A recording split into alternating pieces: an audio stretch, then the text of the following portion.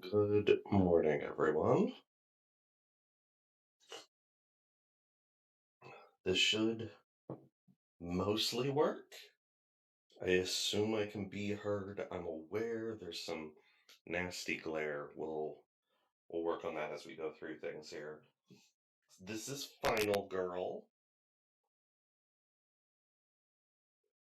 I will definitely have some limited chat interaction with this, but I wanted to try something different, something fun.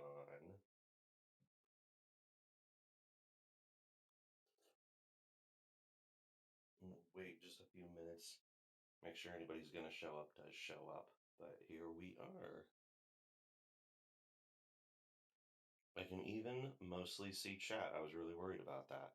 But there we go.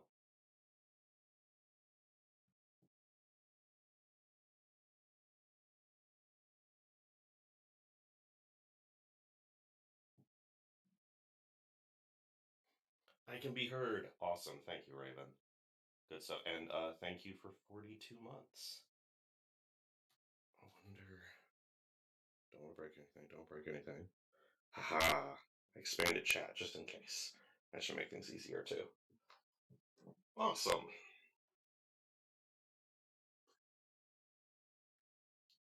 Well, welcome.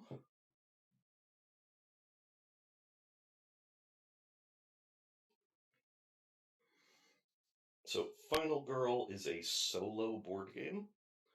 Uh, all this out here just for little old me. Um, Although my wife and I have side by side played it, take turns or just discuss overall strategy. A lot of fun that we had with that as well. It's just a good little puzzle. It's a real good little puzzle. Now, I'll be perfectly honest. I received most of this as a gift, and very glad to have received it as a gift because otherwise, sort of the piecemeal nature of things ends up quite expensive for a lot of variety when it comes to board games, especially a solo board game. But the overall system is really cool, and I'm going to show that off a little bit here before I start playing. There is a core box. You need this to play the game at all, and that's got your basic rules and your basic components that goes with it. But then, once you have that, you can get individual little adventures with your own final girls and monsters in different locations as a setup. The boxes themselves flip out into the board. And so you get a whole new location, which has its own rules, as well as a whole new villain with his rules. And all of these can be mixed and matched in any combination, so you can really customize whatever it is you think sounds fun. And some of those combinations end up really interesting. It should all work together, sort of no matter what you do. Um, and everything coming with slight twists on the rules. I know Hans here, the Butcher, is sort of a Jason Voorhees type villain, and there is a location on a space station. And there are a lot of people who like to mix those together, so you get sort of a Jason X in space uh, little game out of it. That's kind of cool.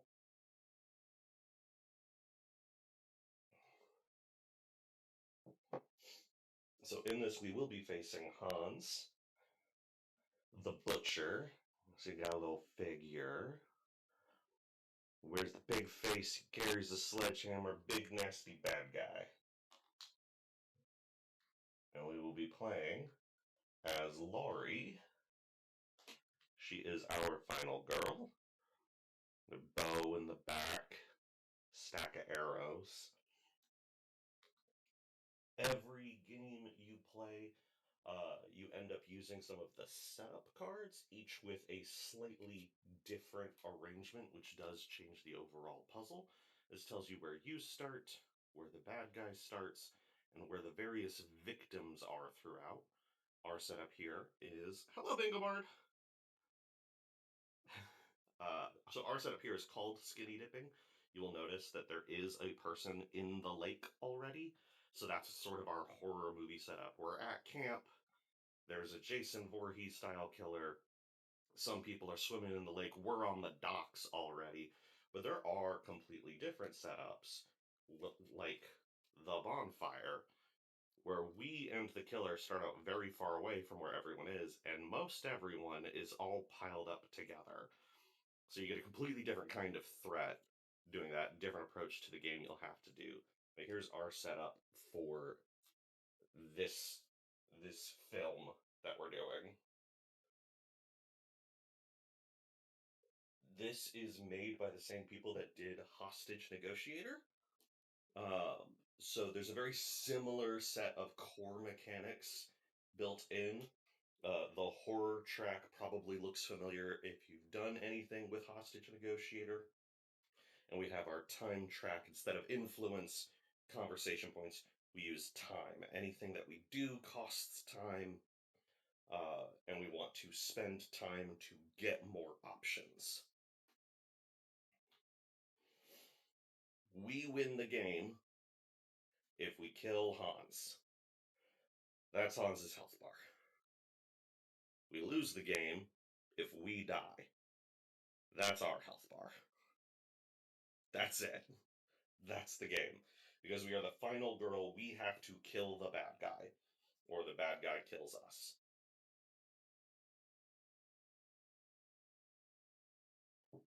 To do that, we are going to be using these cards, which I know, like I said, I know that there's bad glare there. I will be sure to bring things up so we can talk about it and to show them off.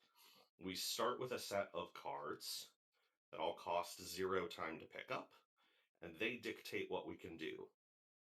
When we use these cards, we are going to roll dice. The dice we get is determined by where we are on the horror track. If we can get the horror low enough, we can get extra dice. On a 5 or a 6, we'll get 1 success.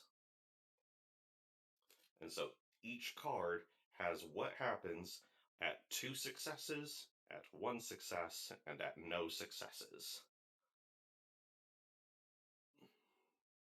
Oh no, the cell phone based version of Hostage Negotiator? That's wild. Unfortunate. Um, I do still recommend the board game version. It's very nice. It does. I have basically the whole collection at this point for Hostage Negotiator, so I do the whole career mode, and that's very cool. Again, that's a bunch. Generally speaking, if you talk to board game enthusiasts, they feel like Final Girl is a better overall game. That the tweaks to the system here are all just really good. Now, if the theming doesn't do anything for you, I don't know if that'll help, but one of the things, Bingo Bard, you may notice, our time tracker starts at 6 instead of the conversation tracker in Hostage Negotiator, which starts at 0. This means that we can have penalties that cost us time from the start. And that added flexibility to how we acquire and use cards, overall, much better system. Much more engaging dynamic system that way. Um, Now, for this game, Hans the Butcher is going to be stalking around killing people. All these little yellow meeples, those are other potential victims for him to kill. Anytime any victim dies, his bloodlust tracker is going to go up, making him more dangerous. Anytime we can get a meeple to one of these green spaces, there's just one there, and one there, we can get them out. We can save them. When we save them, we'll put them on our final girl card, and we get a specific bonus for whichever section we cover up. If we can save enough to fill our card, we'll flip the card over, and our final girl will have her own special power. How we end up killing the bad guy is some of our cards, I'll point out this one here, have these little explosion marks. That's us dealing damage. So if we take the Furious Strike card, which costs us 4 time to pick up, and we roll a double success, that's 2 hits, and we reduce the horror level. Uh, how do we hit? Depends on what weapons we've got. If we have no weapons, we could have to punch him, and that's an option. Or we can search for items in various locations around the map. You see these item cards here. The docks, the cabins, and the utility shed can all be searched to get additional items, including weapons, and those may be able to be used at range. Overall, Hans has 12 hit points, so that's how much damage we got to do to him to kill him. Um, but after we get a turn, he'll get a turn, and we'll have to deal with the consequences of those as we go. The manual, relatively well written, easy enough to follow. Back of it, the icon reference guide, and then your turn summary. This is just how you play the game. It's really straightforward. I do recommend reading through the manual, which is a little long, but it's got a lot of good examples in it, just to make things extra clear. But all you need is this last sheet. Uh, and it just makes sure you're keeping up with everything as you go along. Uh, Final thing I want to point out, I believe, is I've got these neoprene mats. You don't need the neoprene mats. They do keep things organized, but the base game just uses boards for it. The base board has 2 sides. You'll notice this section is red here, so we get all the way up there. We only have 1 die, and if the horror goes up anymore, his bloodlust will go up higher. But you'll notice there's this other section here. That's called extreme horror mode. If you wanted to play on a harder difficulty, you use EHM. So instead of a base 6 time, you have 5 time. And then when you get to 5 horror, you're down to 1 die because you're in that red section. Stuff like that. So if you somehow got really good at the game and you wanted something a little tougher, or even just you wanted more slasher vibe, so it felt even better when you won, you could do that. Small area to be chased by a serial killer. It's the different maps are very funny to me because it does dramatically change the overall vibe. The number of spaces doesn't really change, but while we're here,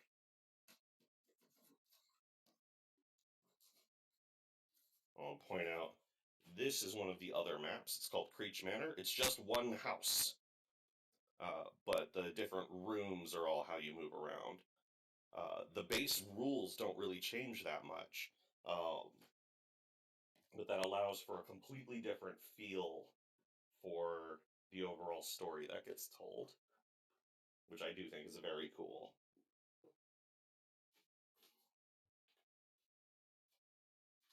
So we will get our turn where we're going to decide what we're going to do. Um, Obviously, we want to find a decent weapon that will give us a better chance of killing Hans. We want to rescue some potential victims. We have started in the dock, and so my thought is I want to be able to search the dock for items, but I don't start with a search card. I've got some walking, focus, which is a way to generate time or reduce horror. I've got a weak attack, and short rest, which can let us heal. Those are my base starting cards. But if I want items, I need to get a search card, which no matter what will cost us time, but gives us the opportunity to get item cards from wherever we are. So my thought for a first turn is to maybe just try to reduce the horror and generate some time so I can search next turn rather than go anywhere. Again, the storytelling seems to feel like we're at the docks. One of our friends is in the lake. Maybe we're getting ready to go skinny dipping. Maybe some people on the cliff are going to join us as well. And we see the bad guy.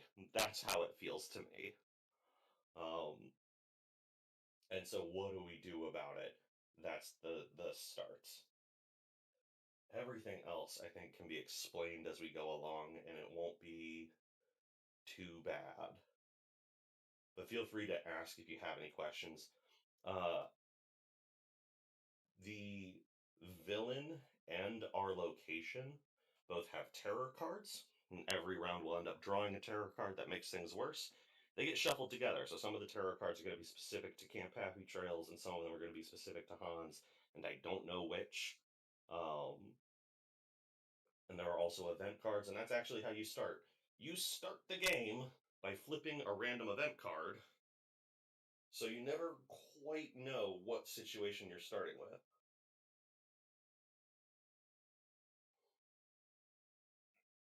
It's weird because I have this jerry-rigged setup and I don't have headphones on. I feel more nervous talking to no one. This is a fun experiment for me.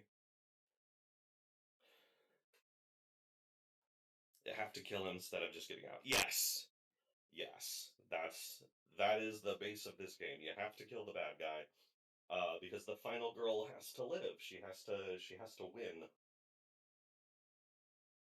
That's the trope that this lives in. Okay, we're gonna start with this event card. I have no idea what it is. Secret Tunnel. The tunnel was the best kept secret of Randy teenagers, but now it might save my life. So choose two of the following spaces: the utility shed, the cabins, or the docks. Those are all the searchable locations. We'll place secret tunnel tokens between each. And we can move between them as if they're adjacent. Enemies cannot use the secret tunnel. That's wonderful. That's great. We're gonna grab these tokens. I think one of these definitely goes to the dock. I think it's interesting, no matter what the arrangement is, that secret tunnel seems to go under the lake. I don't know how the geography of that works, but there you go. I feel like the utility shed here is in a corner by itself without a lot of victims around it, and Hans is over there already. So I think the simplest option is we're going to put a connection here between the cabins and the docks. So we'll get to make use of that as we go. Asks us because of the game title, do you have to wait till the other girls are dead before you can kill the villain? Or do we assume you were already the last girl standing? Uh, Part of the goal is to save as many of the others as possible, though we probably will not save all of them. And in fact, we may use some of them as bait at some points. Uh, these are genderless victims. So they are not other girls. They are potential victims. They can be anything. Abstracted on purpose for other reasons throughout the game. Um, we are considered the final girl because we are the one who will make a final stand. The lake tunnel is deep, dark, and damp. Yeah. I don't know how the secret tunnel between the docks and the cabins is going to work, but there we go. It does make me think I can move and search the cabins first. So, an opportunity cost thing here is that each of the searchable locations has their own item deck, and I don't know what's in any of them. Sometimes I get too close to the mic. That may be the case. I'm sorry. That I don't have a way to check it myself. So you're just gonna have to be on top of it. I'm gonna move around a bit. My microphone's in one location. Um, I want to be able to be heard. So I'm gonna err on that side.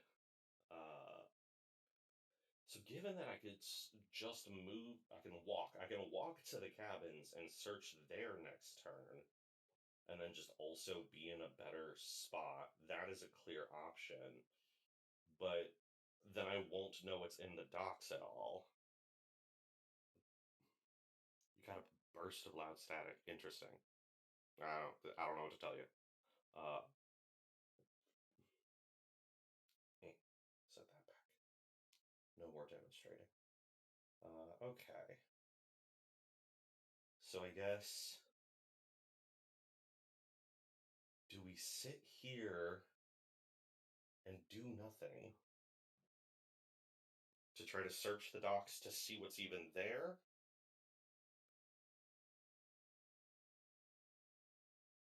It's gone now. Good, I'm glad. Um, so yeah, do we stay put to try to search the docks to see what even's here, or do we head to the cabins for more options. Do nothing feels bad, but do nothing is actually just like generate time and get more options as well. Unfortunately, I think I am just abandoning the person on the lake since I've got this secret tunnel. I don't see myself actually jumping in the water to save them. Whoops. Oh well. Uh,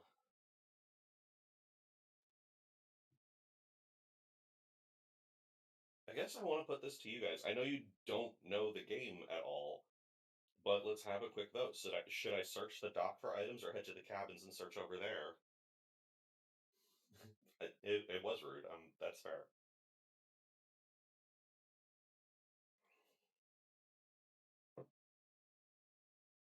And then we'll move through.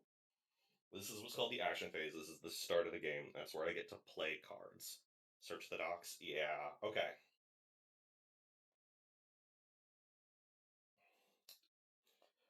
So with that, then I'm not going to use my walk cards. I can just hold on to them. I don't need to spend them, and then I'll have them next turn. Importantly, anything I do spend, I won't have next turn. So I'll have those. I'm tempted to use at least one focus card while I've got the opportunity.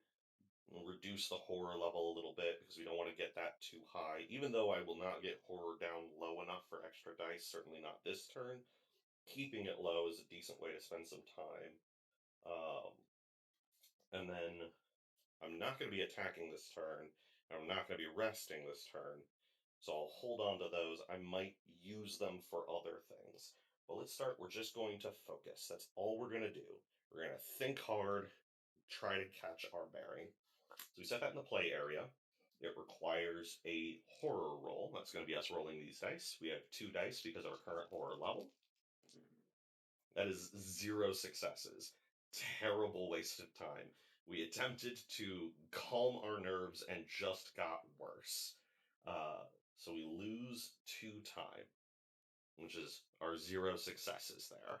That's all we accomplished. Given that complete waste, do I try again? It would cost me more time, but it would get the horror level down 1. It already feels like bad luck. Need to. Come on, Laura. Yeah. Uh, that already feels bad. So here's what I'm going to do. Instead of playing more cards, I'm going to discard my short rest and my weak attack card to just gain time. You gain 1 time per card you discard that way. And then I'm just going to stop. That's the action phase. That's it. We did not do a lot. We're off to a slow start, Laurie. I assume we were in the middle of changing into our bathing suit. Huge mess. Now we enter the planning phase. That's what lets us purchase additional cards. We've got 6 time. The search card costs 2. We're going to get one of those. I think I'm going to get a second one. Even if I don't use it here at the docks, I'll end up using it at the cabins, so not a waste to pick up a second one. So that was 2, and then another 2. I've got 2 more time to spend. I can either grab some close call cards, which let us re-roll dice. I could get a sprint card, which would let me move more. I don't know that I'm moving a lot yet, though, since I've got the secret tunnel. The guard card would let me react in case I'm getting attacked, but I'm not currently close to the bad guy, so I think I'm just gonna chill there. I think we end up taking the close call cards.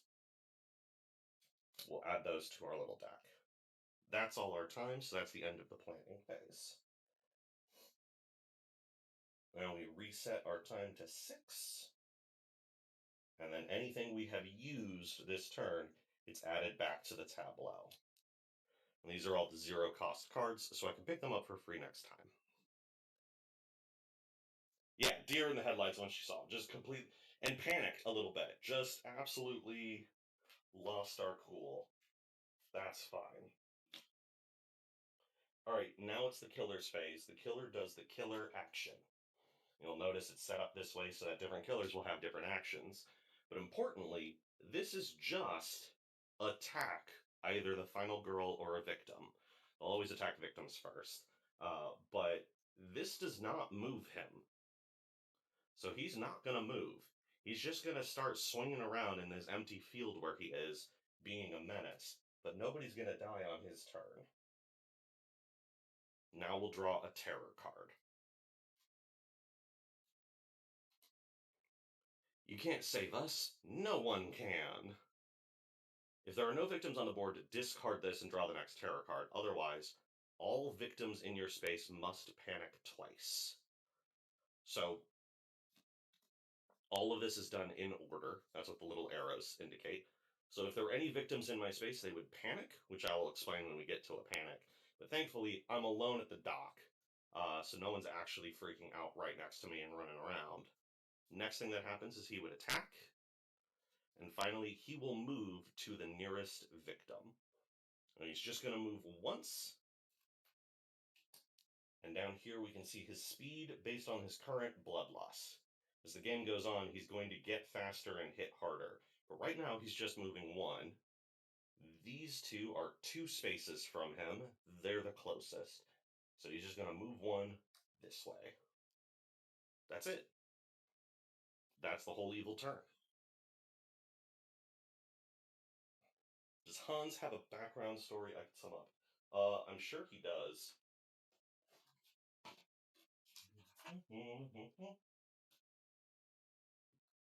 So this is from the box that he comes in.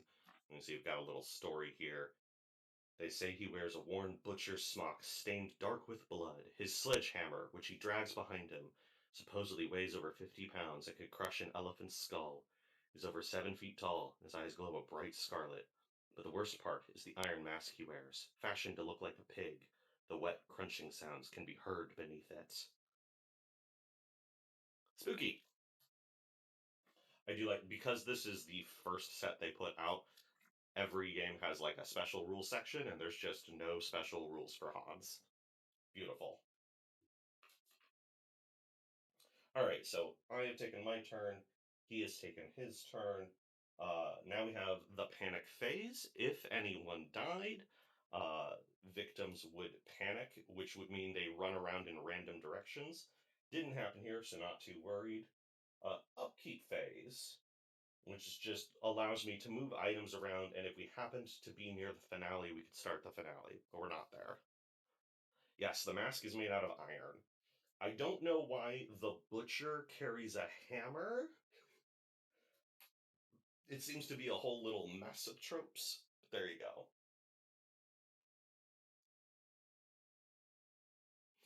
I will say, my little figurines here, these are extra bonuses. In the base game, you use another red meeple for the villain, and the final girl is represented by this purple meeple. Uh, I do like the figurines, though. They're very cool. All right, that was it. That was the whole turn. Fresh turn again. We get to play our action cards, so we're ready to go. So we got all of those cards set up.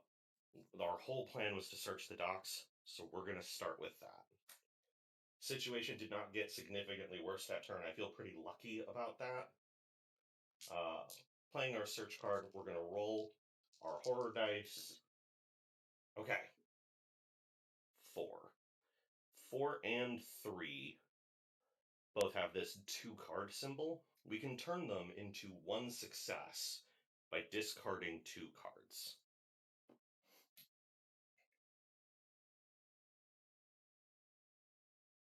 Yes, it makes them a lot tougher for sure.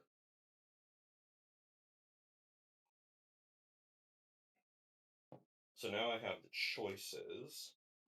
I could spend one of these close call cards to re-roll a die, or spend 2 time to re-roll both dice, or I could just discard some cards to guarantee a success, reducing my options. But if I don't discard, is it just no success? Correct. And I can still make decisions around it. Right here, no success, you still get the top item card in your space, but you lose more time and the horror tracker goes up by 2. At one success, I just get the top item in my space, and it only costs me one time. Horror doesn't go up anymore. At two successes, I get to look at the top two cards, take one, and place the other on the deck face up, so I'll always know what's there. I don't think we're going to bump this to two successes, but one success for an item sounds pretty solid. It's just a matter of, do I want to try to roll for it again, or just discard things to try to get it? I think what I'm going to do is I am going to discard one of my walk cards and that other focus card to make one success. So we'll do that. The 4 becomes a 5. One success on our search card. I get to take the top item card from my space. I am in the docks. These are the docks. Top item card. Pepper spray. A few squirts in their eyes and they'll think twice about messing with this girl. If the killer is in your space, you may discard this to immediately end the killer phase. Ignore the remaining movement attacks or any other effects. So this would let us skip the villain turn if we're in the same space as him. That sounds good to me. We'll put that in our hand. It's got that one hand symbol, so it takes a hand to use. You will notice the way this is laid out. There are 2 single hand locations or 1 double hand. Some things take 2 hands. There you go. That was our search done. Easy peasy. Oh, it did cost us 1 time, so there we go. And then I think we gotta get a bit of a move on. I wonder... Oh, they're trapped now. So, looking at the arrangement of the board here, each location has these paths between them. So you cannot jump straight from the cliffs to this exit. You have to go out this way. The problem is, while I can take victims with me, they won't follow me into the space with the killer. So I would not be able to sneak people past him into that exit. If I'm going to save them, I'd have to bring them out the other way at this point. Which makes me think all those people might just be dead at this point. Which sounds bad. I do need to save 6 if I want my power. And unfortunately, these 3 and these 2 only make 5. So if I want to save any of them, I gotta get some of them. Which does mean walking there. And so you see, this is part of what I enjoy about the game. He's moved 1 step, and already the entire field feels very different. Who I can save and who I can't save. I'm already thinking of skipping the cabins now. My plan is completely upended because he's moved 1 space. That just feels like a really tightly designed game to me, if that's the situation. If I'm going to save any of them at all, I kind of need to head that way. Maybe we just get the 1 out of the lake. Alright. I have 1 walk card on me, which would be my only way to move right now. I think I'm going to do that, and we'll see what comes up. If I get 2 successes, maybe I try to save the people on the cliff. So we'll do that. Let's walk. Ah! Alright, 1 success and a 4. So at 1 success, I can move 1 space. At 2 successes, I could move 2. But I think the people on the cliff are they're just too far. We'll see. Maybe he won't move, and maybe I'll be able to get to them anyway. But right now, we're going to jump in the lake to try to help our friend there. So that's 1 space for 1 time. And I think that's all I'm going to do. I got the pepper spray. We may end up needing to use it. It feels bad to me to need to use it really early when I know he's going to get worse. But I think if we get over there and he jumps at us at the cliff while we've got a bunch of victims with us, we might pepper spray him. But we'll stop there. That enters our planning phase. We've only got 4 time to spend now. I still have 1 search card on me. We will get to purchase all of the 0 cost cards, so we'll add those. That gets us back a focus, a short rest, and a weak attack. Where is... Oh, I forgot. I discarded the other walk card. So, if I want to be able to move next turn at all, I need to pick up a sprint card. So we'll do that. That's 2 time to buy.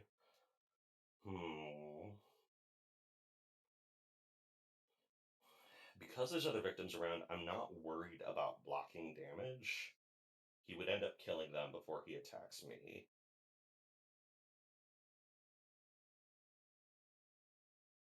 I think I just take the other sprint card.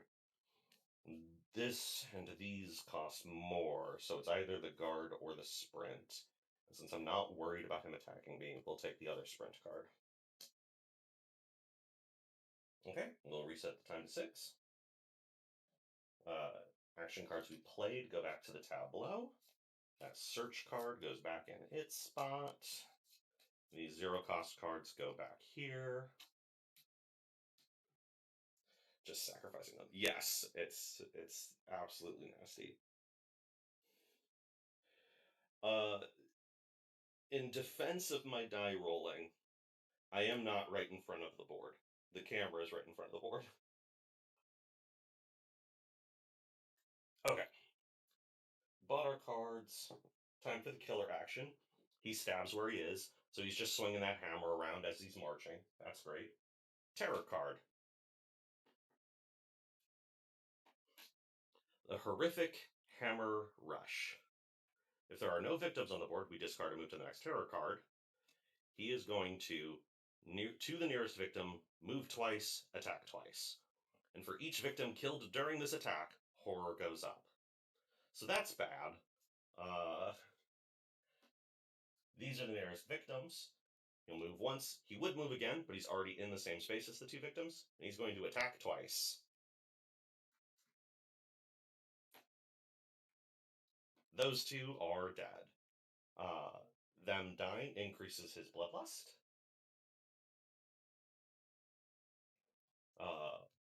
And then for each victim killed during this attack, horror's going to go up by 1.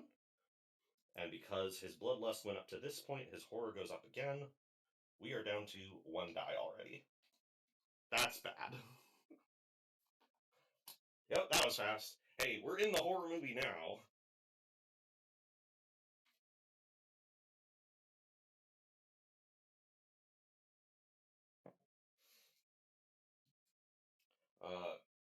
Great. Panic phase. If there were any other victims in his space, they would panic because he did kill someone. But he cleaned out the cliffs, so that's that. We are not yet at the finale, and I don't need to rearrange my items. So there you go. 2 turns in. The Horror Fest has started. I'm down to 1 die. Things are already dire. Horrific situation. Hate that. Our turn. We get to do something now. I'm gonna play that focus card to try to reduce the horror level so that I can have more dice. I only have 1 die for this roll. That is a complete failure. Don't want that. We're going to spend one of our close call cards to re-roll 1 die. That's a success. We can only get 1 success because we only have 1 die, but that's going to reduce the horror level by 1. And it costs us 1 time. Lori, get focused. Yeah, right? Woof. Did anything make Hans' bloodlust drop? Not that I'm aware of, but in theory, things like item cards might be able to do stuff like that, or maybe some events. But generally, the game is building towards a climax.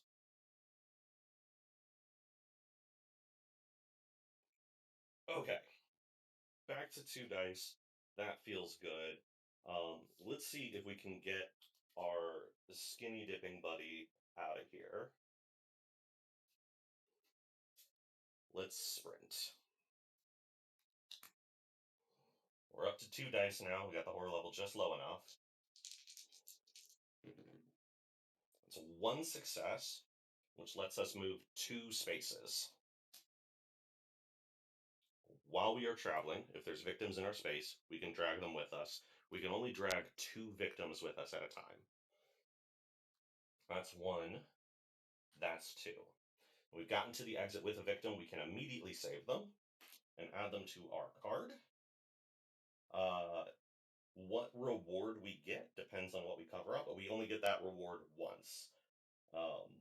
So important to decide what we're gonna do here. I do think I'm gonna move back to the dock. That seems the most useful. So I don't know, glare. So each of these spaces has a specific reward that we're gonna get one time. I'm gonna take this one right here that says move 1 space so I can get back to the dock. That seems immediately useful. Perfect. Sprinting did cost us 1 time. So there we go. That's that whole action card.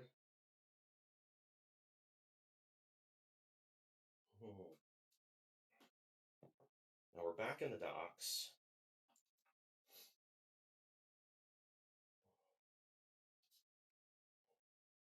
We can either, I think what I'm going to do is I'm going to try to search here.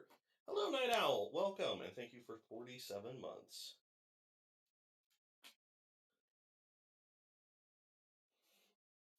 So, since I don't have a walk card, my only movement is to sprint again.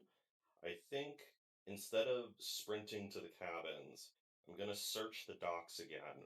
And the next turn, I'll have the walk cards to try to get over there. That's my plan. So pacing with these cards is a huge part of the game. What you're going to see is I'm going to search here, then I'll have the walk card. I'll buy another search card so I can move to the cabins and search there, planning a couple turns ahead, sort of a chess style. That's what I'm trying to do here. Um, Hopefully I don't completely run out of time. So let's search. It's 1 success. I could discard for a double success. I. That sounds like a good idea. I can't decide how dumb this is or not, but I'm still not going to rest or attack right now. So I think I'm going to do that. This feels greedy. This might be a bad move. But we're going to discard those 2 cards, turn that 3 into another success. At 2 successes, I take the top 2 item cards, choose one of them, and place the other face up. So let's see what we get at the docks. Alright, we've got a first aid kit. Every time you use an action card to recover health, you recover additional health, and a knife, which would let us do an additional damage if we attack in close range. That sounds super useful. So I think that's what I'm going to end up taking. Uh, Both of these require a hand, so importantly, that first aid kit, no good if it's in your backpack, only good if it's in your hands. And I'd rather have these 2 items in my hands right now. So this is going to go back on top of the docks, but I know it's there, so I can set it on top face up. So if I end up back at the docks, I know that's the first thing I could pick up. Yeah, keep the knife, absolutely. It does not feel the greatest, but we'll start with that. That'll get us something. Searching did cost an additional time, so there we go. I've only got 2 cards left, so I think I'm going to hold on to these. The next turn, we'll see about heading to the cabins and help other people. Okay, done playing action cards. Now let's plan. Let's purchase action cards. I got 3 time. I don't. I want the search card. So we'll add that. I get these free cards. To walk and a focus. So let's do that. 2 for the search. I've got 1 time left. And unfortunately, only the close call cards cost 1. So either I waste it and do nothing, or I discard a card for 1 time, and I can pick up a 2 cost. The only thing I want to I feel like I could get rid of is this close call card. This is part of what I use them for. If they only cost 1 time, but I can discard them for 1 time, it's sort of like banking time for other turns. I could dump one of the walk cards.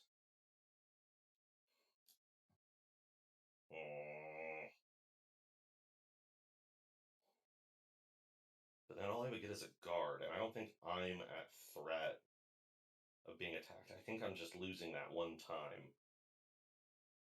Which makes me wonder if I should have done something else with my turn, but using a sprint for 1 space feels bad too. Just a little inefficient. I think we're just gonna stay here. 1 time wasted. That feels bad. But we've got a weapon now, so we can at least fight back. Okay. We'll reset our time to 6. We'll put these back so that they can be purchased. Sprint, search, focus, close call, weak attack, and short rest. Alright, killer's action. He swings and attacks where he's at. He's just beating up the dead bodies at the cliff still. Terror card.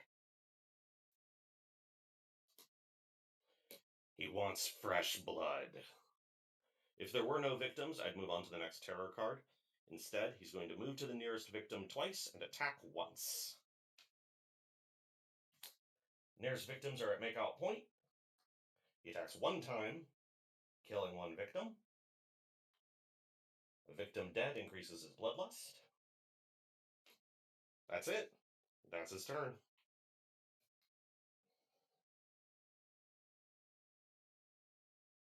Didn't think it would be my kind of game. It's made by the same people that do Hostage Negotiator, Night Owl. That's the thing about it that drew me to it, and everybody talks about this as sort of an improved design on it. The horror aesthetics obviously aren't super my thing, but it does a pretty good job. And I feel like the storytelling happens so easily. Again, he's beating the dead bodies at the cliff, heads to makeout point, kills 1 of the 2 at makeout point. Beautiful storytelling. You can see the scene already. Alright, that's our terror card. Panic phase. A victim was killed this turn. Panic all victims in the killer's space. So this victim is in the killer's space at makeout point. To panic them, we roll 1 die. And there's these numbers between each space. If I roll one of these numbers, they'll move that direction. Now, importantly for makeout point, there's only 1 exit, and they only move on a 3, 4, 5, or 6. So there's a chance the victim doesn't move at all. 6. This victim panics and starts running. Boyfriend killed, she's making a run for it. Got to the cliff.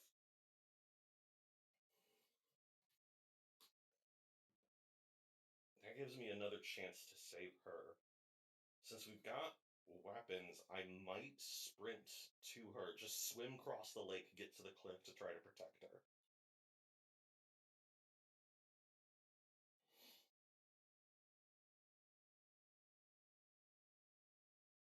I say her. I don't know that it's her. Maybe the girl died. Maybe it was a couple of boys. Who knows? All right, so that's our panic phase. Upkeep. We're not yet at the finale. No worries there. I don't need to juggle around my items. But this would be the time where I could. So if I had things that needed more hands, I could swap around what I had. No need to do that. You need a yell card.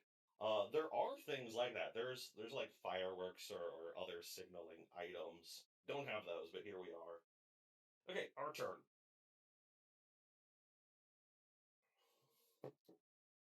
Our choice, as it seems to me, is to either walk through the secret tunnel to the cabins, or we sprint, because sprinting gives us more movement, and even on just 1 success, we can get over to the cliff through the lake and maybe be able to protect that victim.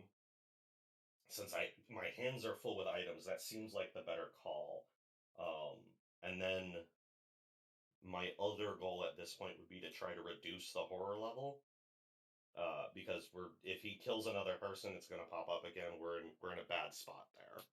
Lori looks angry. Lori's great. Okay, so let's sprint. See if we can get over there. That is one success. Perfect. We get to move up to 2 spaces.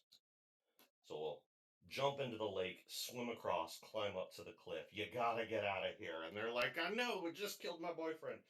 Um, that does cost us 1 time, but we're over there now. Perfect. I could start walking with them right now. And I don't hate that plan.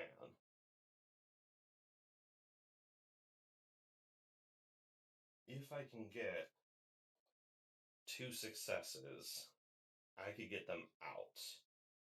But even just 1 success, give me 1 more space of distance, and maybe I can save my pepper spray. Let's do that. Let's walk. That's 1 success. I don't think I want to discard anything for the additional success. It's expensive. So we'll just move 1 space. And next turn we should be able to get over there. No problem.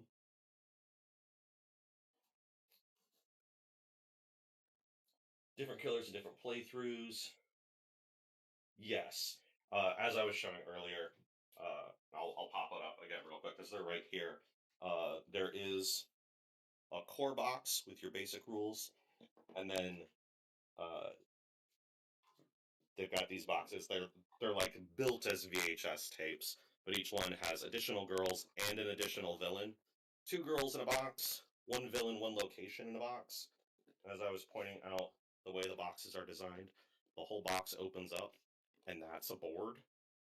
So you get to have a whole map right there.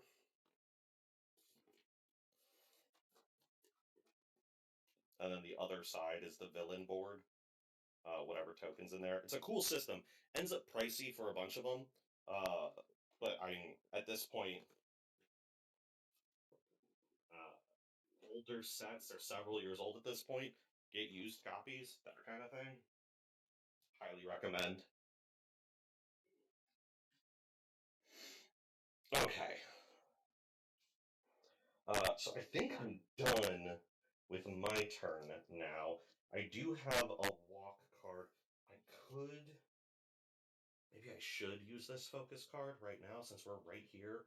If horror goes up twice, his bloodlust will go up again, which will cause his horror to go up again. Yeah, we gotta focus. All right, we'll focus 1 time. That's 1 success. Definitely not discarding for this, but that's going to bring the horror level down by 1 and cost us an additional time. Sprint, walk, focus. I should be down 1 more time. There we go.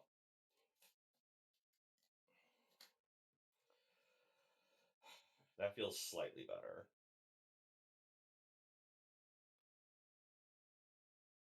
I want a distraction card. I also want more movement. Now I'm wondering if buying that search card was a waste of time since things have shifted. Probably not going to panic too much about it. Alright, let's end our turn.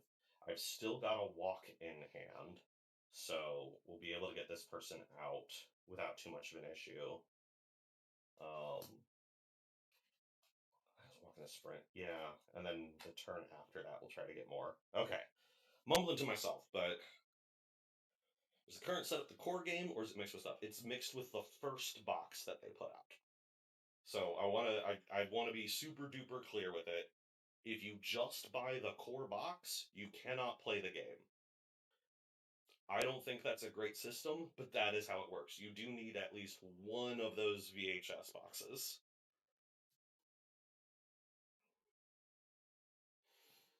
Now, there are usually bundles that come with the core box and like one of the VHS boxes. But there you go. That lets you pick whatever you want your first villain and location to be. Maybe it works out. Mm. Uh, we finished our turn. We're going to purchase action cards. I'm going to take this distraction card. It costs 3 time for me to buy it, and that's what I have here. But this will help me really reduce horror and get more time later, so it's sort of a planning phase. That's what I'm going to buy. And then, of course, the 0 cost cards in the tableau. We're going to take those. Our short rest, our weak attack, our focus. Maybe we'll get a weak attack in if he runs towards us. And that's the end of the purchase phase. We're going to return these to the tableau so they can be picked up next time.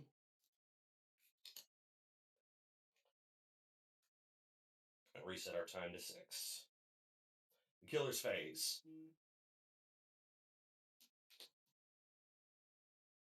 Yeah, you would think the core rules would come with something. You would think. That's why I want to be really clear. The 2 box sets are really common, so just keep an eye out for those. How did I learn about this game? I was into Hostage Negotiator, and these are the same developers. Yeah, the mats are not standard, but they are extremely nice. I got them as a gift. I love having them. Killer's phase. Killer turn, he just attacks. He's been left in Mega Point, just continuing to beat out one of the teens there. And then we'll draw a terror card. Taking souvenirs. He's going to move twice towards the nearest victim and then attack twice. For each victim killed during this phase, 2 bloodlust. So here's what we're going to do. He's going to move twice towards the nearest victim. That brings him straight to me. And as soon as he enters my space, instead of letting him kill the victim and attack me, we're going to pepper spray him. We can immediately discard this and end the killer's phase. I feel bad that I'm only ending basically half a terror card with this instead of a whole turn. But I need to save the rest of these victims if I'm going to get my power, so that seems to be the best course of action. So we'll discard the pepper spray and end his turn right now. No stabbing for him.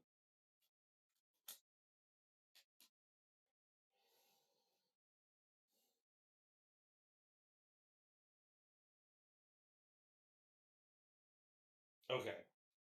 Panic phase. No victims died. We protected the victims, so they don't panic even though they're with us.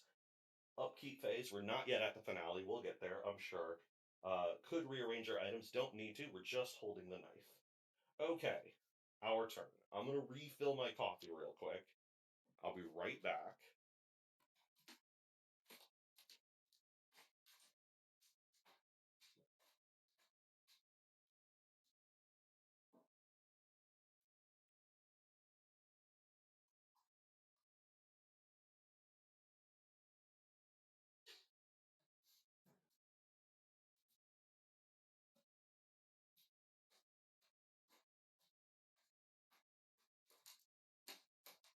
All right. Fresh cup of warm coffee. That's good. All right. We are in the space with the killer. We've got a victim with us. We have one of our attack cards. We've got a weapon. I think we gotta try to stab him. He's got so much health. We want to try to get this done. So I think we do that for sure. Horror level's low enough. Yeah, this is an opportune time to get a sneaky little attack in. Roll our horror dice. That's 1 success. So at 1 success, we hit and we take 1 damage. I think that's probably fine. 2 successes doesn't do additional damage, it just prevents us from getting hurt. But we're at full health. Health is a resource, so I think we're going to take that. Because we have the knife, and the knife has a little hit there too, and that's a range of 0. So we're going to hit, and every time we have this, we get to add an additional 1. So that's 2 points of damage to Hans. There we go. 1 damage to us. Perfect. kind of coffee. I've got my vanilla syrup that I've made, so I just put that in there. And then it's counterculture coffee. Okay, cool. We got a hit in. We've hurt Hans. That feels good.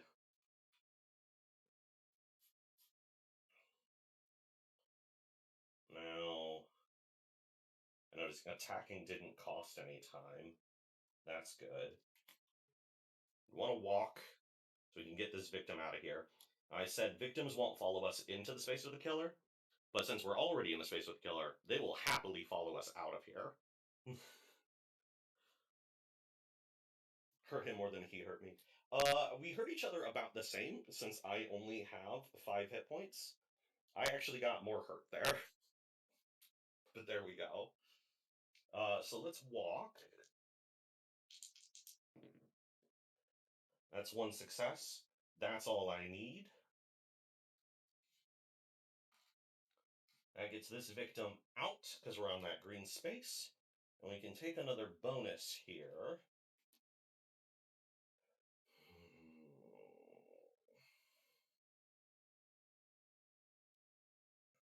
I'm tempted to take an action card. So, pulling this up just to reduce glare. This bonus, I can take an action card up to a cost of 2. And so I could either take a guard or a sprint card. They immediately go into my hand and I can use them right away. With a sprint, I could get another person out this turn. Or I try to scoop people up to the cabin and get them out that way. That sounds better than trying to block for a turn. So, got this victim already. We'll add this victim to the card to take a sprint card. And then I think we're using it. This feels like a huge turn to me. Let's sprint.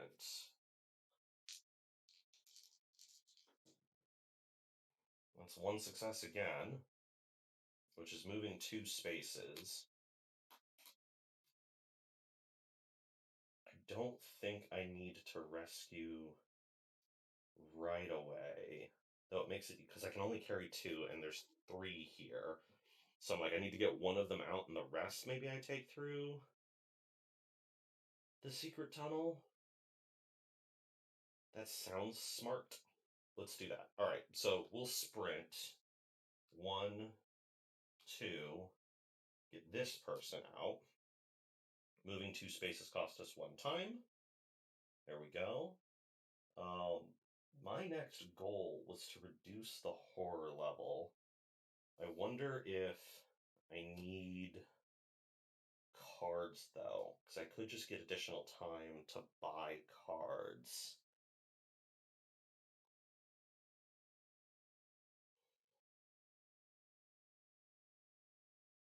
So what I would want, I could get a sprint, and since I'm so close to him, he's likely to come attack me. And maybe I can pick up a retaliate card, which would let me reduce damage and hit back with the knife. That feels good.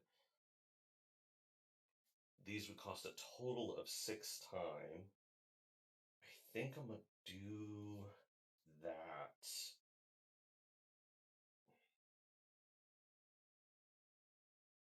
I should have used my distraction first, but here, there. We'll save that victim, gain 2 time as our reward there. Okay. Big turn building up to a big turn. Feels good. Let's use our distraction card. We just really don't want no successes. Uh, no successes would cost us time. If we get any successes, we'll gain time and reduce the horror level. I've got a close call card if I need it, if this roll goes really badly. So we'll try a distraction. Ooh, come here, come here. Okay, one success. One success is fine. I'll take that, no problem. That reduces the horror level by one and gains us one more time. So we're up to 8 time right now. That feels great.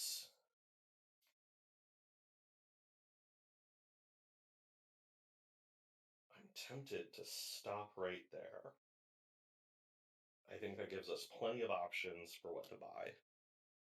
More than one exit. Yes. No, no, no, no. There are 3 exits. Here, here, and here. I'm sure the green on green doesn't show up very well on camera, but there are 3 exits. Okay, we'll stop there. That feels like a really good turn. I'm very happy with that. Next turn, we'll try to scoop everybody into the cabins and through the secret tunnel. That's our goal. In the meantime, we should be able to defend ourselves okay. So let's purchase action cards. I said I wanted the retaliate for 4, a sprint for 2. I'd have 2 left. I don't need a search card.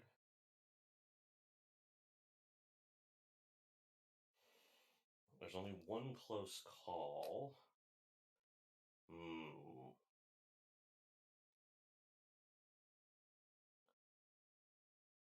Definitely need the sprint to be able to move for sure. I wonder, do I dump something for an extra time?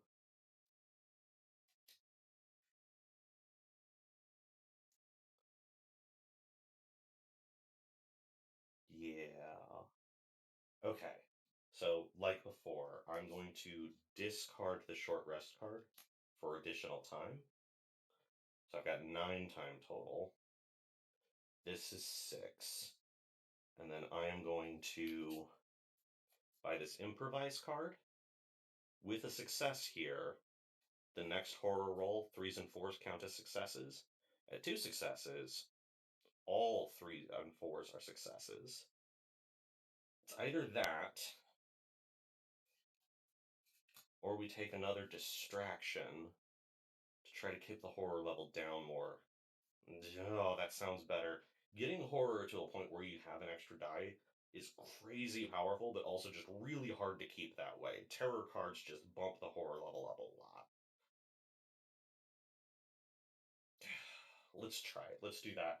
Since we're not planning for a final blow, we'll grab another distraction card. So there.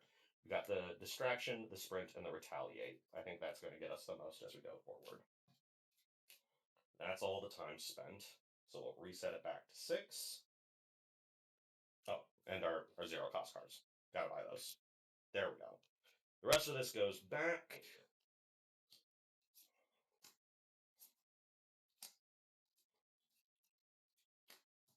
Good stuff.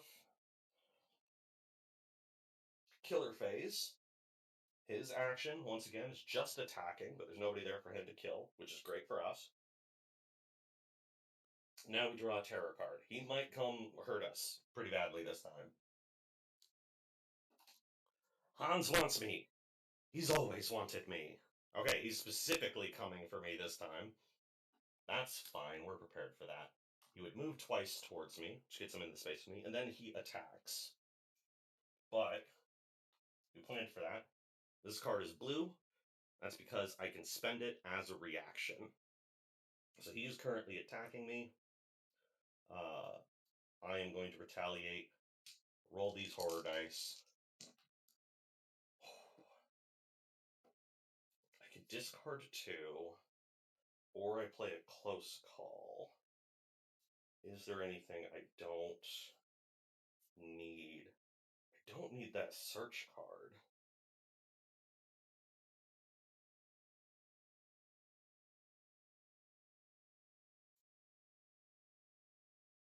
Or maybe the focus card either? Yeah. If I'm running to the cabins, I might want to search there anyway. Both focus cards? I got the distraction. So I'm thinking 2 focus cards, which would reduce the horror level. If I discard both of those, that's 1 success. And since I did just get the distraction card, which is better at removing horror, I think I'm going to dump these two. So that becomes one success. Reduces the damage from an attack by 2, which is good. That's how hard he hits. And I get to attack back. So I take no damage, and then with this and the knife, I do 2 more to him.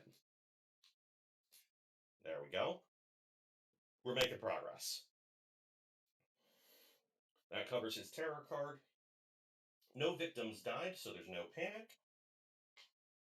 We are not yet at the finale. Don't need to rearrange items. We're just stabbing him with a knife. All right, our turn.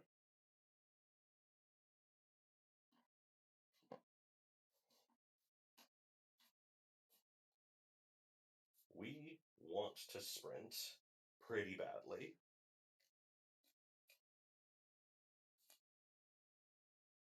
We also want to keep the horror level down. We don't have the cards to get it down to an extra die, though. We'll want to get there at some point. Let's start with the sprint, see where we end up. Hey, 2 successes, first time. Let's go. So at 2 successes, instead of moving 2 spaces, we get to move 3 spaces for the cost of 1 time. That's going to work out great. We go 1, 2, 3. Bring that victim with us, and we're holding up in the cabins. Perfect. 1 time.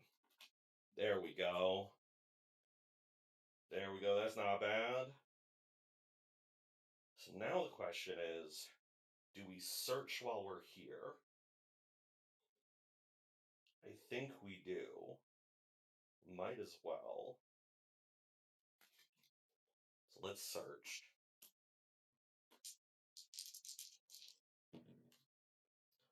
Okay, that's 1 success. That feels fine. Since I have a weapon, I don't think I'm desperate to look at the top 2, so we'll just take the top item from the cabins. Mysterious pills. There's no telling what the hell these are, but I'm out of options. Down the hatch and fingers crossed. So I can discard this during the action phase to either heal 2 or reduce the horror by 1. These don't take a hand, so they just go into the backpack, which is fine. That gives me the opportunity, if my distraction goes really well, I could get horror level down high enough for an extra die. No rush. I'm not hurt enough to need them now for sure. But while I'm here, let's go ahead and do that distraction.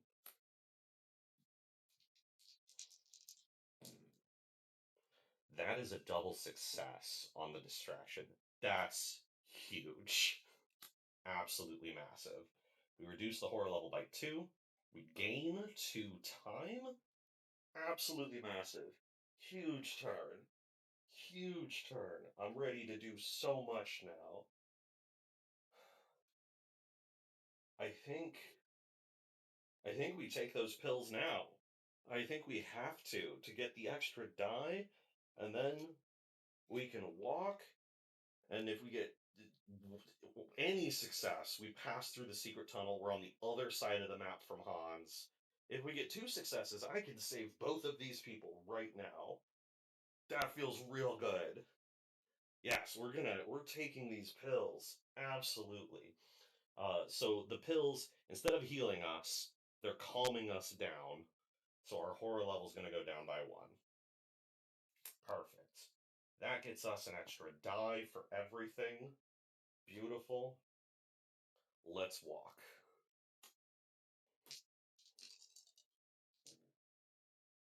2 successes. We run through the secret tunnel for 1, and then to this exit for 2. Saving both of these people.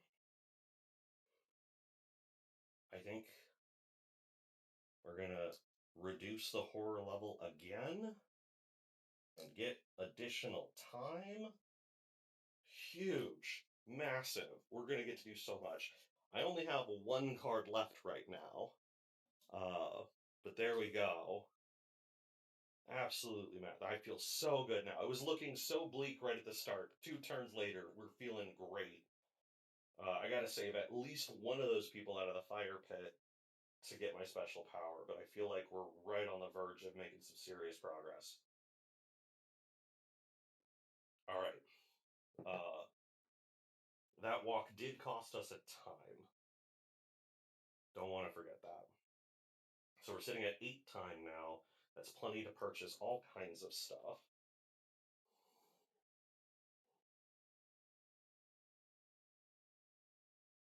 Why are there 6 dice if you can only go up to 3?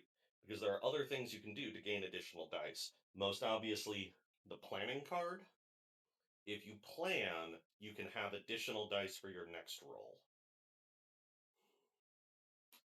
But obviously, that's an expensive card, but very useful if you need to do something next.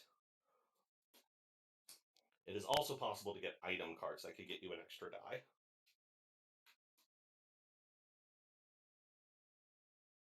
All right, let's spend our time on cards.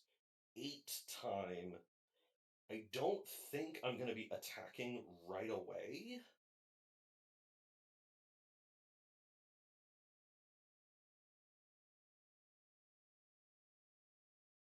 I think I've got time to before I'm gonna have to fight him. So I think what I want is movement and the opportunity to search more. I don't think I need to be able to block or attack or rest. So it's everything else I'm looking for. So one sprint card available, we would take that for 2. I think I put the search card as well for another 2. It gives me 4 left. Feels like a distraction and a close call. In case the terror card makes the horror level go up. I think that covers things. And then I'm well set. So that's 8 time plus the free cards available. That's a decent hand of cards. Let's take those. Reset our time to 6. Everything we spent this turn is going to go back out there.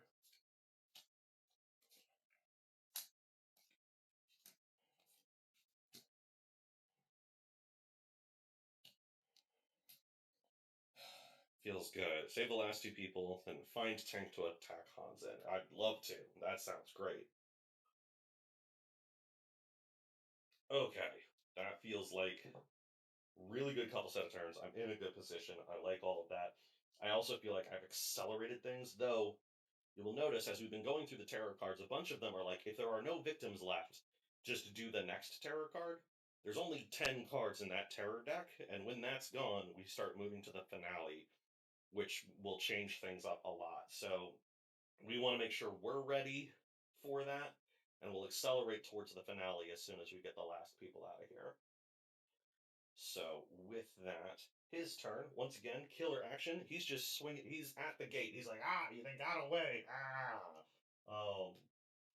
But otherwise not doing anything. So we'll draw our terror card.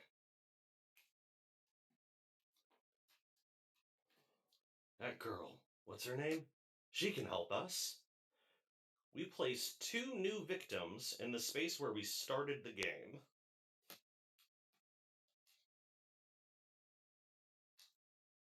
2 more victims in the docks. Thankfully, we're right there, so that's not too bad.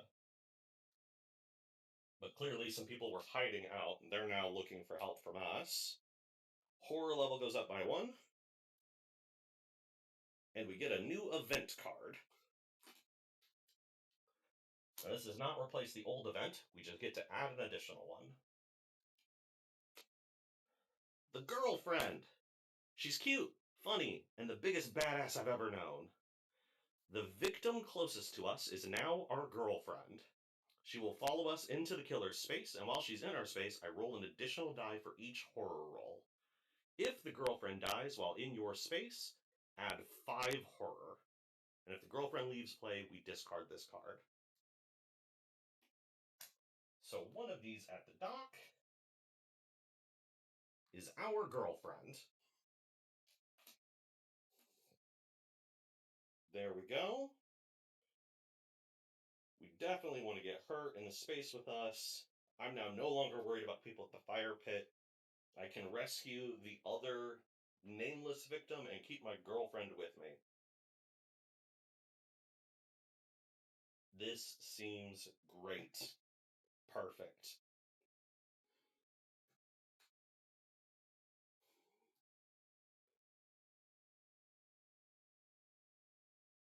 Yeah, all good. Yes, heroic lesbian duo. That's what we're doing.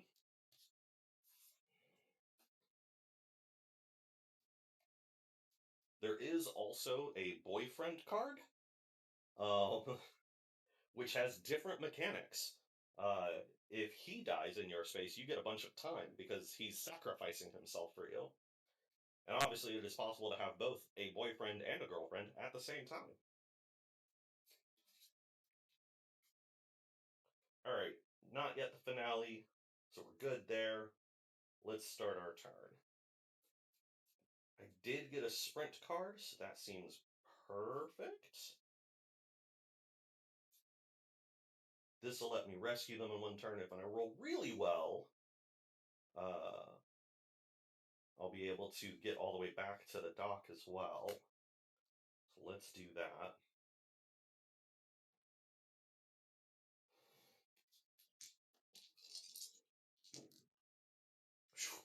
Only one success, but that's fine. That lets us move 2 spaces. So we'll jump over this way, and we'll take both of them out here. We will rescue this person, which will heal me 1 point. And we now get to flip our card. We have unlocked our special power. When we are in the same space as an enemy and inflict damage, we do an additional damage. So now our knife stabs are even stronger. Perfect. I am definitely tempted to keep our girlfriend with us as much as possible for the extra dice. But obviously, like we talked about before, the killer will always hurt victims first. So if I take her with me into the final battle, she is likely to die. And when she dies, the horror level goes up by 5 points. So, only fear with a solo board game is there's no one to hold you accountable. You think you might accidentally fudge the rules in your favor. Definitely happens. You want to avoid it. The moment you realize you can start cheating, you just won't stop. But there you go. Yes, empowered by finding her girlfriend. Since she's with me, I do get the additional die.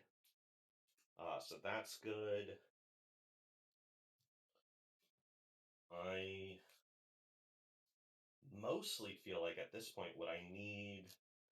It is possible that there are other weapons I want that could give me more options there. But I feel like mostly what I need is attack cards at this point. I'm just trying to beat them up. So I want more time. I want to keep the horror level low. And then I gotta get to him. I think we just forget stuff. Like I said at the start, you just follow this. It's 5 steps over and over again.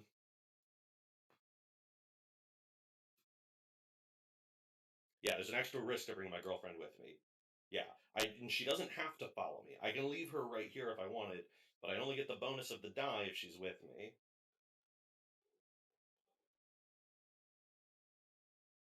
With that in mind, I think we do a distraction right now. Additional time, lower horror levels, buy us time by setting a distraction for the villain while we've got the bonus die from the girlfriend. Let's do that.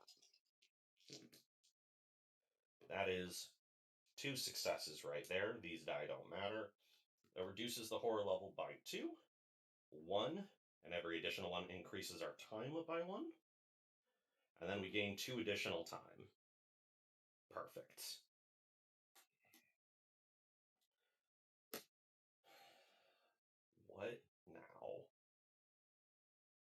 for more stuff. Maybe we just head to the utility shed. I haven't been there yet. There could be anything there, and it does get me closer to Hans, so I'm ready for a final fight. That seems reasonable. So I think we walk.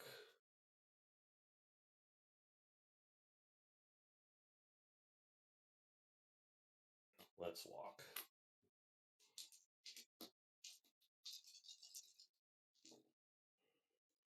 One success. That's not a lot of walking. I think. Yeah, I'm trying to decide, when do I leave my girlfriend behind, or do I just take her with me the whole time?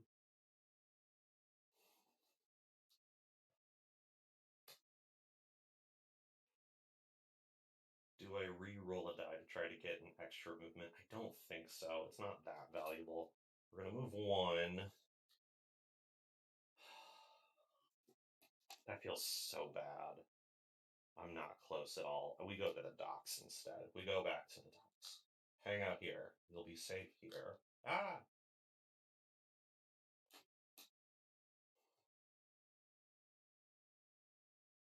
I've got the search card in hand. The first aid kit doesn't suck. It would let me stay in the fight longer.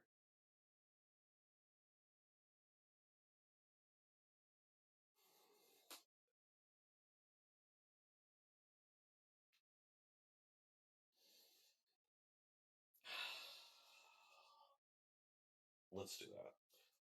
Walking costs us a time.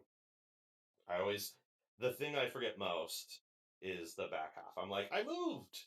Oh, wait, I have to reduce my time. Always forget that one. Let's search while we're here, while we got the girlfriend. Maybe we just get the first aid kit. Maybe there's something else underneath it. One success. That's enough to pick up the first aid kit. I'll take it. That's fine. So I've got that in my hand with the knife. Perfect. And then I think I stop here to try to get additional cards. Let's do that. All right. Searching also costs us a time. Every time. Always forget. Okay. Let's buy cards. We have 7 time.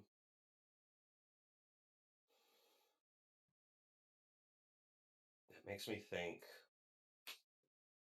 if I'm going to get closer, I'm thinking of another search and a sprint, so we can get back to the cabins and face him over there. Might leave our girlfriend at the dock, just on the other side of the secret tunnel, as an escape hatch. That way she's safe.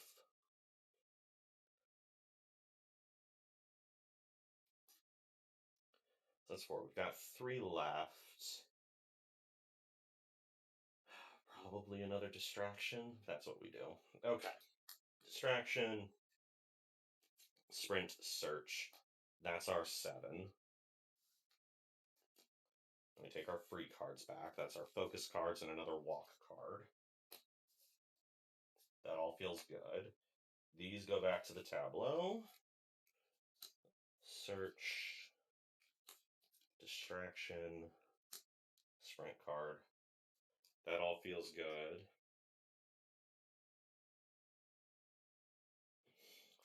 Okay. That's done. His turn. He's still just swinging by the exit. That's fine. Reset that to 6. Terror card. He's gained a dark power. Hans moves an additional space for each move, and he gains 2 health with his unholy speed. So the good news with this is, if I can do 2 damage to him, he'll lose that speed again, but he's ready to hunt faster now. I still think we're in a really good position. I think I'm going to end up leaving those victims right there. This has been a really good run at this point. I'm like, maybe we don't even get to the finale. We'll see.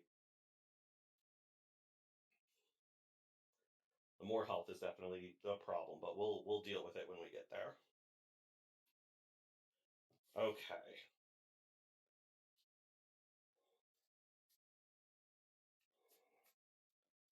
So I've got. That's it. We're not at the finale. Nobody panics because nobody died. So now what I want to know is, do I just take the last item from the docks, took a Monster Energy drink, or do I head to the cabins and search there to get closer? If I search here at the docks, I'll get the extra die, but there's only one card left anyway, which is making me think I take my girlfriend to the cabins with me, which is a risk, since he moves fast enough that if he moves and attacks, he'll kill her. But I'd get a really good search done at the cabins. Cabins, yeah, that's what I'm thinking. Is we'll use a walk card, very simple, to head to the cabins, and we'll search there. It's just, do we take our girlfriend with us? And I think we do. I think we're risking it. We're in a good enough position that we'll end up going for it. So we walk, we're calm, collected, powerful. One success is all I needed. That moves me one space.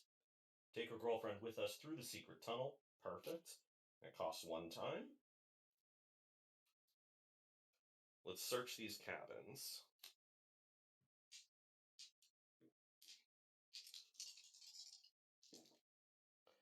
That is 0 successes. And I can't even discard it to do anything about it. So what I'm going to do, I'm going to finally spend one of these close call cards. We'll re-roll all the dice for 2 time.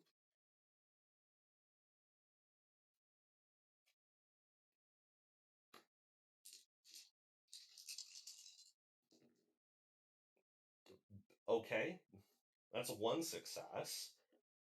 Is it worth discarding stuff for an extra item look? I've got the short rest card I can discard easy. I'm not hurt, so that's an easy discard. I want a second discard. You know, a focus card seems good since horror's already bottomed out. Let's do that. We'll discard a short rest and a focus card to turn this into a success. Perfect. At 2 successes, we lose 1 time, and we can look at the top 2 cards to decide what we want.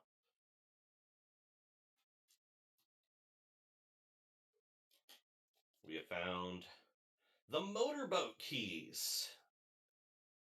We take this, we can place the motorboat on the closest space to us bordering the water, spending 2 time to use the boat to travel to any other space bordering the water, and victims come with us. So we could get the boat, and that would let us go from the cabins to anywhere else around. Boat stays at whatever space we leave it at. So that's interesting. Or the whistle. We spend 1 time to use the whistle, once per action phase, and when used, all victims will move to your space. Then all enemies move towards our space. So there you go. Use, like, we need a yell card? There's a whistle. We could use a whistle. And as long as we have the whistle, 1 additional victim will follow us.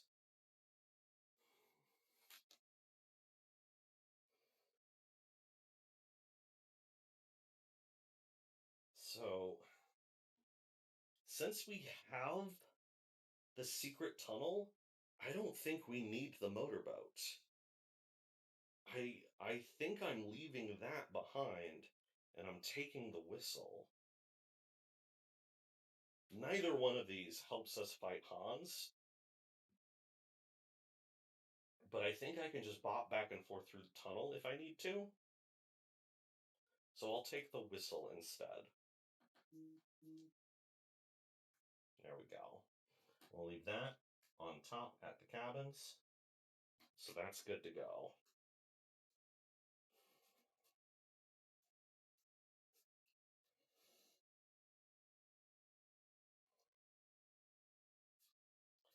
Now I'm just like, what now? Do I run straight at Hans to try to stab him? Do I try to look for more stuff at the utility shed? Go back to the dock and search there?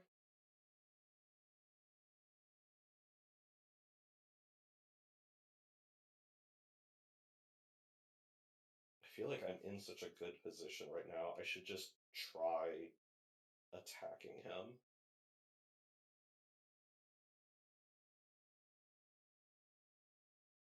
He might come straight for me. Maybe I wait and I just pick up like a block card of some kind. He might come straight for us. Of course, if he comes straight for us, he'll attack the girlfriend first.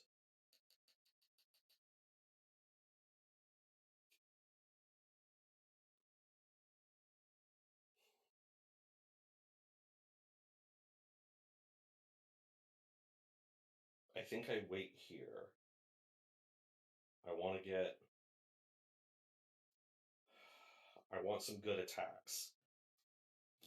He's got 8 health left. 8 is a lot. 8 is a lot of health. And I don't have a lot of time. I spent a lot of time doing all of this.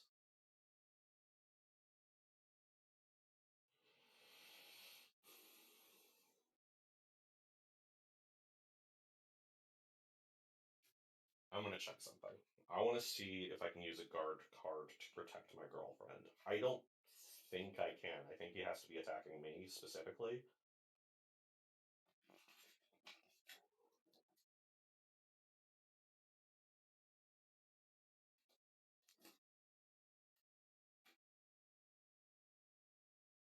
Blue backgrounds, reaction cards. It's when you are attacked.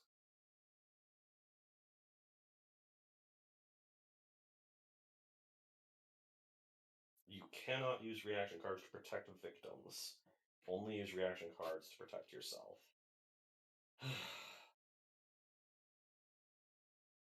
Which makes me think I don't need the block card then, because the girlfriend will take the shot for me. I don't want her to.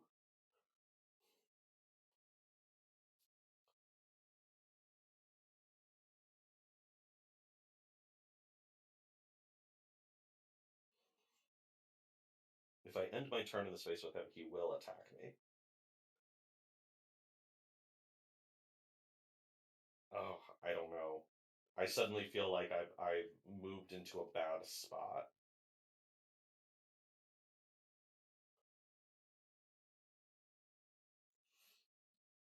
Let's sprint. Let's get out of here. We're gonna sprint to try to move.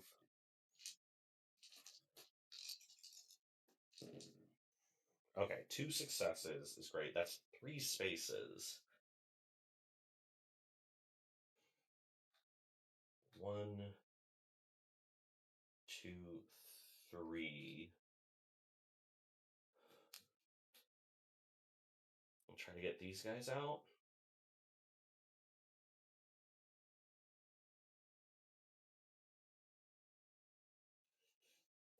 Getting them out just gives me more time. I just wanted to be far away.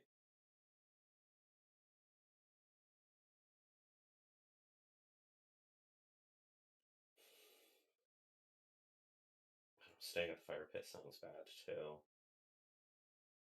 Here's what I'm gonna do. I'm gonna leave the girlfriend at the dock. So we'll run through the secret tunnel and then I'll run to the fire pit to try to save these people. So we're not wasting movement. And that cost us 1 more time. Not a lot of time. This feels bad, but we'll make do with what we can. Alright. We will discard a focus card to get 1 time back just so that I can buy something. We'll end our turn there.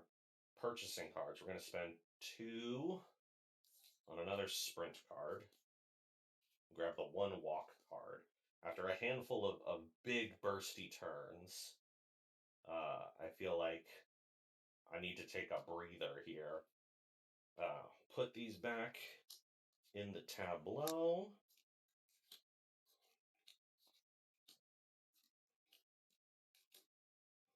For purchase, that'll end our turn. Does he always attack the girlfriend first if there are other victims in your space? I could choose the victim he attacks. I can choose the victim. So if I had other victims with me, I could make him attack them instead of the girlfriend. But if it's just me and the girlfriend, he'll attack her first. Okay. So with that, then, my turn's done. Reset time to 6. Killer action again. He's just swinging over there at that exit. Terror card. He just keeps coming. Horror goes up by 1. And he's going to move towards me and attack me or victim, whichever's closest. Now, because he's got the unholy speed, he's going to move 2. But his fastest route, 1, 2, 3, 4, might be that way. 2, 3, 4. Yeah, he's closer to my girlfriend than everyone else. So he's going to go 1, 2, and swing around at the cliff. That's fine. That's totally fine. Okay. Good, good, good.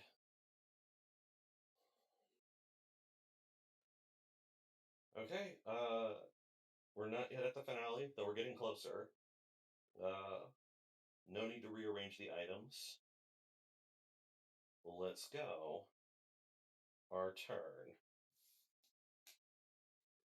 Not a huge turn, but I think we're getting everyone out. I think that's what we're doing here. We'll sprint. My girlfriend is no longer with me, so we'll do this. Horrid. Absolutely awful. Terrible, bad, do not want. We're going to re-roll all of those for 2 time.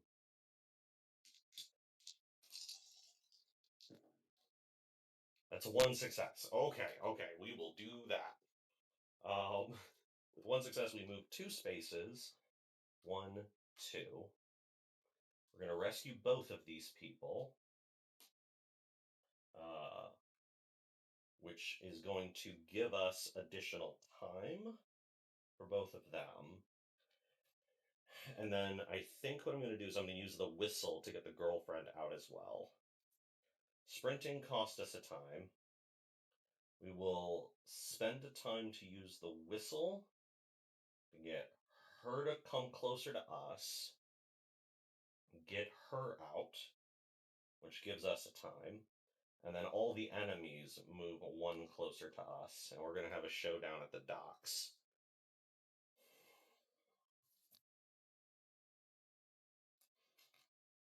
I would rather be at the docks for that. So I'm going to spend a walk card to get us to the docks. And basically, I just want to do that. Do I care? I don't know if I care. I think we're just stabbing him to death. Never mind. We're just going to stab him to death right here at the entrance. So I think we're just going to sit here and pick up attack cards. Attack and defense cards. That's what we'll do. Okay. We'll end our turn right there. We got everybody out. He's getting closer to us. Let's do this. 5 time to buy cards, which I think there's a chance he gets to us before we get to him. But I think we're gonna risk it, and we'll pick up a block card next time. So I'm gonna take the Furious Strike and a Close Call for 5 time. And pick up those free cards. And we're done. Put the rest of this back. We've got our cards. We reset the time to 6.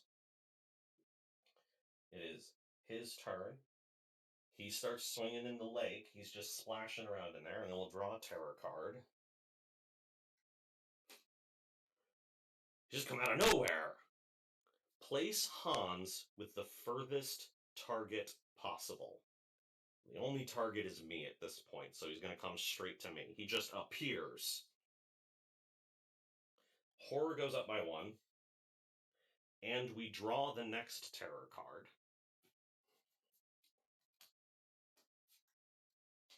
Last terror card. What's that noise? Let's go and see. If there's no victims, we discard this and move on to the next terror card. So, okay, we don't have to do any of this. There's no victims. But normally, he would just start moving and attacking, chasing people down with this. We are now out of terror cards. So now that his turn is done, panic phase. There's no victims left to panic, so nothing there. Upkeep phase. It is now finale time. There are no terror cards left, so we flip over the top half.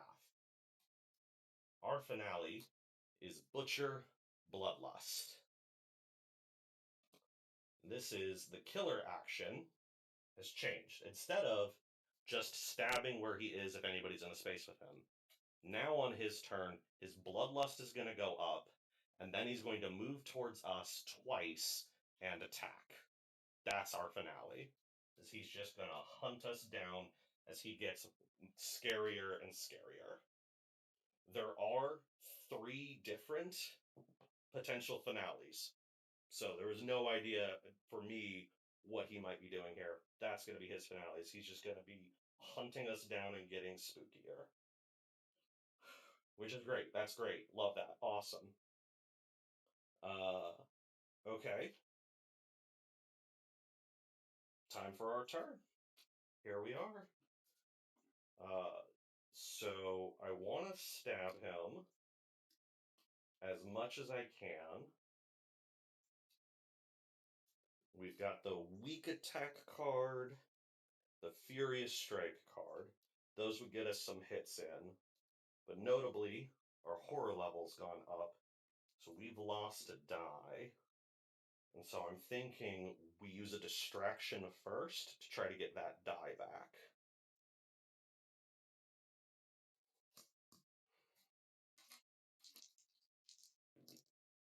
That is 1 success. Horror level goes down by 1, getting us a die back. And we gain a time. Okay, that feels good. That feels all right. Importantly, the Furious Strike, if I only get 1 success or no successes, it will end my turn immediately. So I'm going to weak attack first. This can also end my turn immediately if we get no successes. But with 3 dice and stuff to discard and some rerolls, I think we'll be safe. So let's just stab him with a weak attack.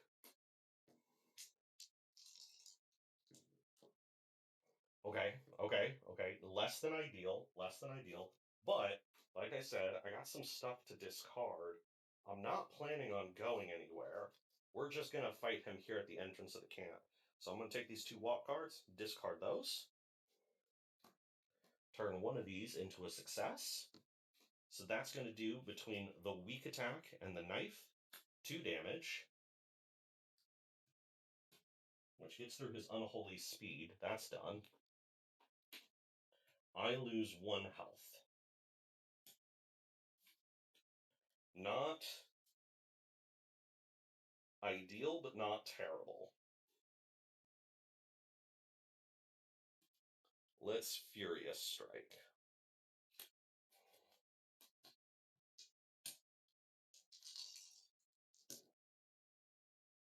2 successes. So, 2 damage from the Furious Strike, 1 more from the knife, 3 damage to him. Making progress. And horror level goes down by 1. That all sounds really good, and I didn't take any time either. I think we're going to stop there. Now it's just a matter of what do I... He's going to attack me. So I think I need some kind of block card. Retaliate would let me attack back at the same time, which seems pretty good. I can't think of a reason not to do that. I do like the idea of getting a critical blow for a big hit. But I think slow and steady is how we're going to beat him up. He only attacks once. I only need one blocking card. So we'll take that.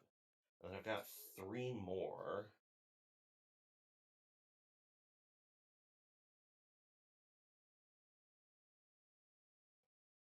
I unfortunately don't have other attack cards to take him out.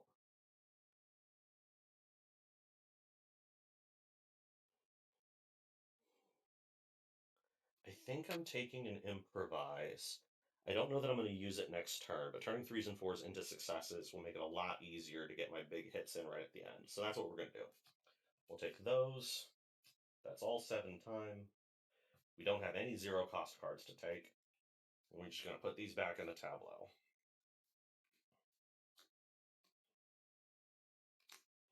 And we're just going to need a turn to get more attacks back. Okay. That's our purchase. That goes back to 6. The killer's action. His bloodlust goes up by 1. He moves twice towards us and then attacks. Now, his bloodlust going up made the horror level go up. He now deals more damage. He attacks us for 3 points. I'm going to use the retaliate card. Horror level still low enough, but we've got 3 dice. That is 1 success. That's probably fine. I don't think I need to push it. Yeah, we'll take the 1 success. That reduces the attack by 2, so we still take 1 damage. Then we hit back, and with the knife we hit him for 2. We're both getting down there. That seems good. That covers his action. We're in the finale, so there are no terror cards at this point. No need to panic. We're already at the end, so we're good there. Okay, our turn. We know we're gonna want the guard card by the end of this. I think I have no attacks. So I think all I'm doing is I'm gonna rest to try to get some of that health back, and then purchase cards. That's the plan. Just take a breather in the middle of the fight to build up for one last blow. Oh my goodness, I forgot. When I retaliated, I do an additional damage because Laurie is fierce. Laurie is fierce. There we go. Okay. That feels good. Thank you, Laurie. I was a little worried, but we got there. Okay. Let's rest.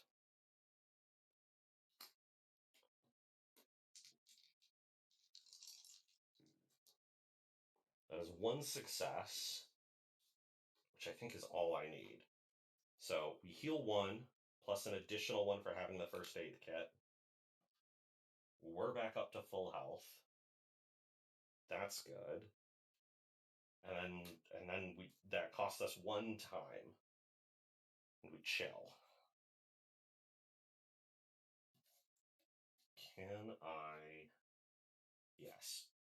We're going to dump a focus card to gain 1 more time. And with that, end our turn and purchase a guard and the Furious Strike. And I think that's going to be our ticket. That's all 6 of our time. We'll take those 0 costs as well. Reset our time, get these back in the tableau. We're ready. His turn first. He attacks us. Again, well, nope. First, his bloodlust goes up, which is this tracker here. His movement's increased, but more importantly, he's activated his dark power. Blood Frenzy. For every victim that Hans kills, increases bloodlust by 1. We've done such a good job getting everyone out, this isn't gonna matter. Nice. Very lucky. All the killing happened early. And in fact, it's worth pointing out, we have rescued 9 people and only 3 died. Crazy good luck. Those middle turns did really, really well. There are multiple dark powers as well. No idea what I was going to be dealing with. That's not bad. Now he's going to attack me for 3, but I picked up that guard card, so we're going to use that.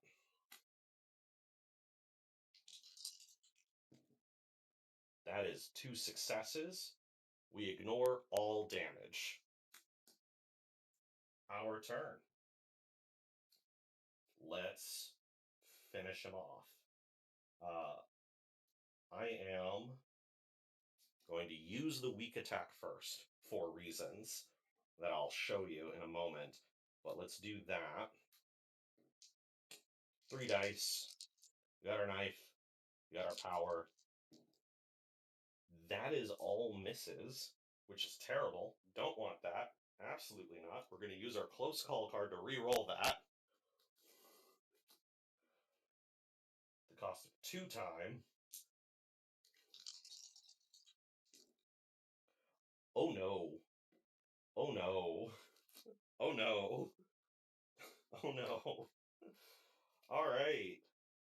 So, with no successes, we take a damage, and our turn is over.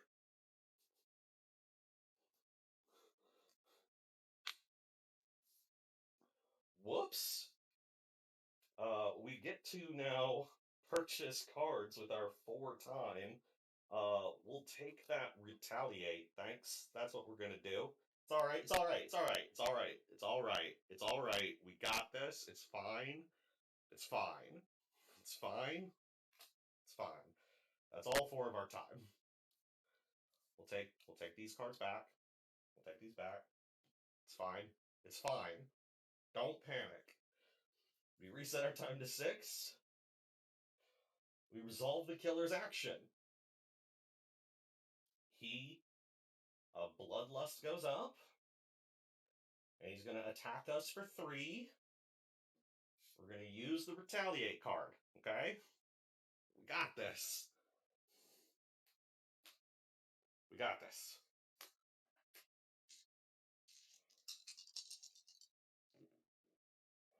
Okay, but I've got cards to spend here. No worries, no worries. Got those 2 walk cards. Not going anywhere. So we'll just spend those. Oh, I didn't put these back. I was panicking. It's fine. It's fine. Okay. So we're retaliating. We've got all the 3s and 4s. We're discarding 2 walk cards. Turn that into 1 success.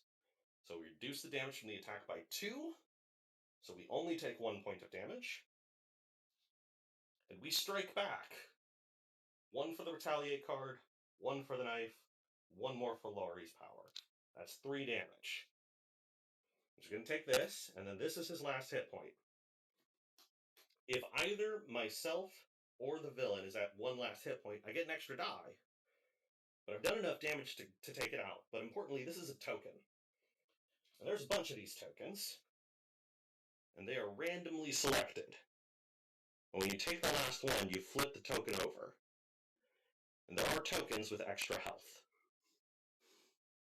So we're going to see if he immediately jumps back up to try to kill us.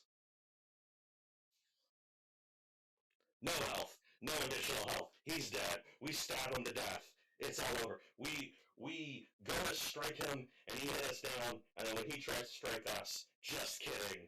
It's over. We got him.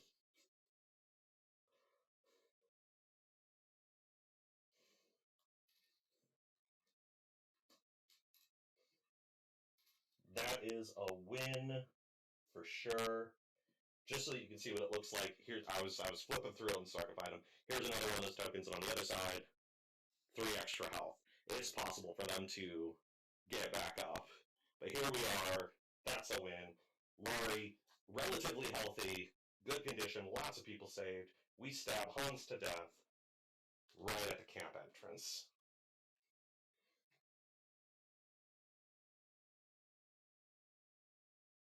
And that's Final Girl. That's the basis of how it works. Just like that.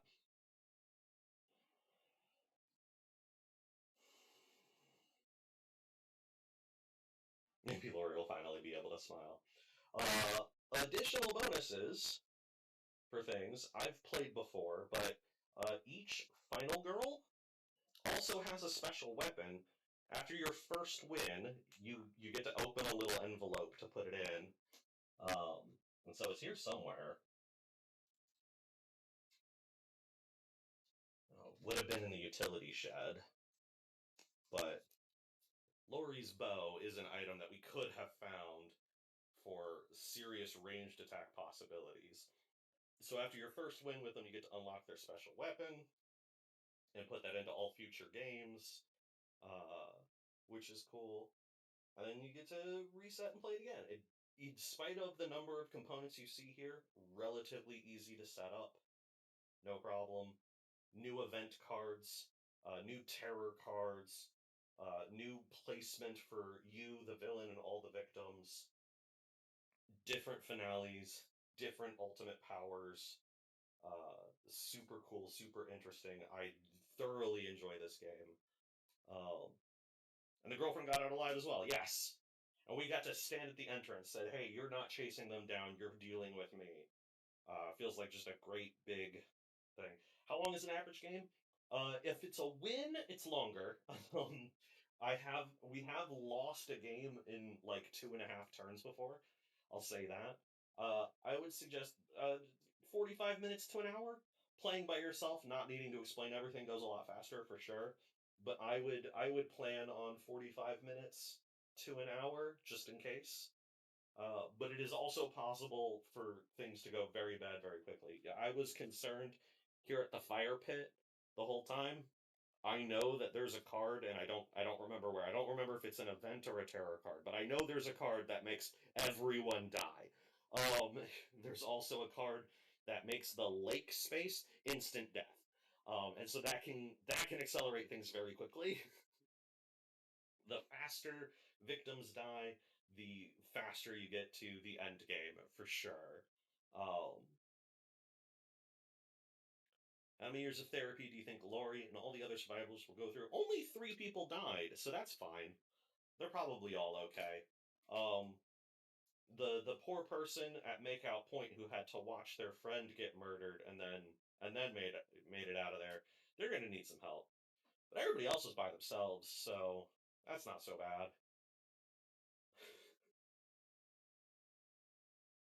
A month, they'll be over. Yeah, yeah, yeah, yeah, yeah.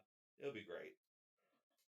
Um, so that's it. That's the base game. I highly recommend it. I think Camp Happy Trails and Hans is a real good design for the base of it. But there's plenty of other things. They immediately start playing with the overall setup. So you're like, okay, we'll have a different map and a different killer, and it won't change that much. It changes dramatically immediately. Uh, that the Carnival of Blood comes with Geppetto as the villain, and he doesn't move generally. He has a bunch of tiny puppets that go around killing everyone. So instead of having one enemy, you're dealing with three, four, five. You got to kill the puppets as you're moving around, or the puppets will start killing people everywhere. Um,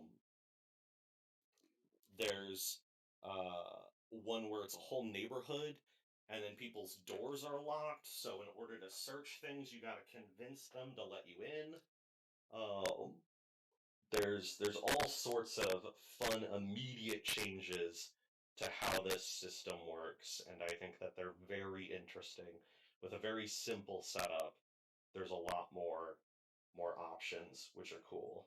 And then even with this base thing, like the items you find, the event card, I only went through 2 event cards. There's so many more. There's so many more. Anything could happen. Um, and like I said, the terror cards, there's some specifically for the location and some specifically for the villain.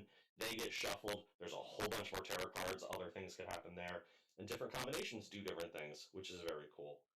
Um, you could have the camp haunted by a ghost instead, and that ends up feeling very different. So with this system is flexible enough for a lot more, which I think is really cool. If there is a weakness in the game, I would suggest the different final girls don't feel that different. You do get two with any one box, um, and they do have different special powers, different numbers of victims they need, different max health, and a different special weapon. Um, but they don't change the game as much as anything else. I wish they were better, at least for the season one set. Um, I know that there's been, I don't know, 15, 20 of these things at this point, and I'm sure that they've iterated on the design and found more stuff, but as a whole, this is just really fun. This is a good way to spend an afternoon. If you like solitary activities like reading a book by yourself or listening to an album, this is that in board game form. I highly recommend it. All right, that we're at time, so I'm gonna cut it off there. Thank you all for joining me. I really appreciate it. Um, I'm gonna put the VoD on YouTube probably. All of that feels good, and thank you all for joining me. That was a lot of fun. I like this game a lot. Um, you all have a good rest of your day. I'll see you next week. Bye, everybody.